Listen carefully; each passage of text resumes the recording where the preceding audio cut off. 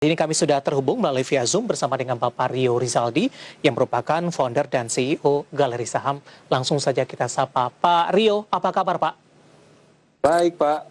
Terima kasih Pak Rio sudah meluangkan waktu di IDX Channel. Hari ini indeks harga saham gabungan mengalami tekanan yang cukup dalam Pak Rio. Meskipun mencoba untuk bangkit ini di beberapa menit jelang penutupan sempat bergerak di zona hijau, namun kembali bergerak di zona merah. Bagaimana analisis Anda? Oke, jadi memang penurunan hari ini tuh dikarenakan karena kekhawatiran lockdown di Jakarta maupun di kota-kota besar ataupun seluruh Indonesia.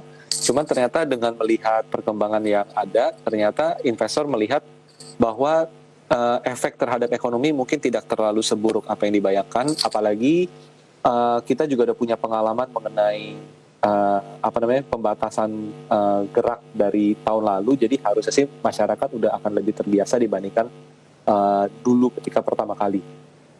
Baik, dari eksternal mungkin juga bisa kita cermati, Pak Rio, kalau kita update tadi dari Bursa Asia juga kompak mengalami pelemahan yang cukup signifikan.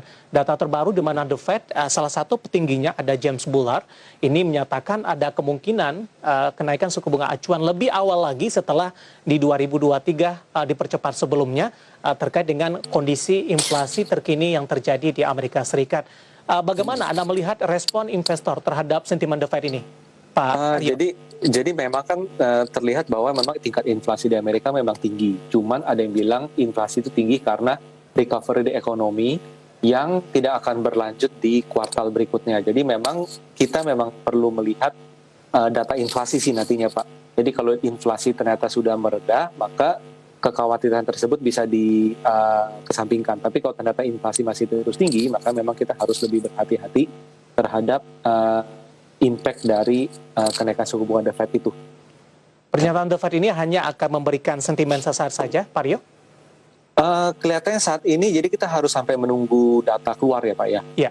Cuman harusnya sih market sudah akan lebih mengantisipasi. Jadi kalau misalnya menjelang pengumuman itu pasar bergerak negatif, artinya memang mungkin ada kecenderungan resultnya itu suku bunga naik. Tapi kalau ternyata pasar stabil-stabil aja nantinya, kita lihat mungkin akan tidak seburuk apa yang diekspektasikan orang. Baik, kita kembali ke pasar domestik, Pak Rio. Di tengah koreksi indeks harga saham gabungan ada beberapa sektor yang menarik kalau kita perhatikan, tampaknya lonjakan COVID-19 seperti pada tahun-tahun sebelumnya. Ada beberapa sektor yang diuntungkan, ada beberapa sektor yang justru mengalami tekanan yang cukup dalam akibat dari sentimen pandemi COVID-19 ini. Dari informasi yang sudah kita sampaikan tadi, lonjakan kasus COVID-19 di Indonesia, di Jakarta sudah mengalami penguatan yang atau peningkatan yang cukup signifikan. Dari sisi topik pilihan kami hari ini, ada farmasi yang mengalami lonjakan yang cukup tinggi, Pak. Beberapa sahamnya juga mengalami auto reject atas di penutupan sesi kedua hari ini. Lonjakan kasus pandemi, kemudian juga dari sisi farmasi, bagaimana Anda melihat dari sisi sentimen dan juga pergerakan teknikal untuk saham-sahamnya di sepanjang perdagangan hari ini?